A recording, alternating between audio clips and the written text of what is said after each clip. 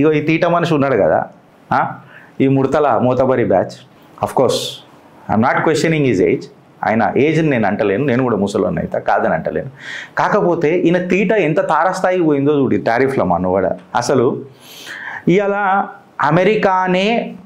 అమెరికానే భారత్ని ఇంకా చైనా రష్యాతో సంబంధాలు గట్టిగా చేసుకునేటట్టు ప్రేరేపిస్తున్నది, ప్రోత్సహిస్తున్నది. కరెక్ట్గా చెప్పాలంటే ఒకసారి మన స్ట్రాటజిక్ పార్ట్నర్ అమెరికా, మన ట్రస్టెడ్ ఫ్రెండ్ ఇవాళ మననే కార్నర్ చేస్తుంది, మననే ఇబ్బంది పెడుతుంది అని అంటే మనం నమ్మశక్యంగా ఉన్నదా?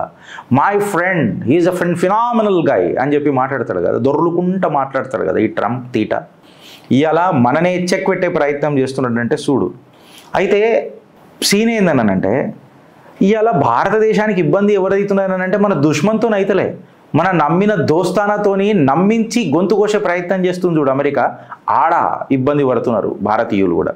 భారతీయులకు ఉద్యోగం ఇవ్వద్దంటాడు ఈ తీటగాడు, ఈ బాలుగాడు.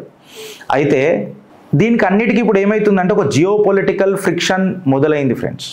ఈ జియో పొలిటికల్ ఫ్రిక్షన్కి ఏకైక కారణం ఎవరు అని అంటే తాత ట్రంప్.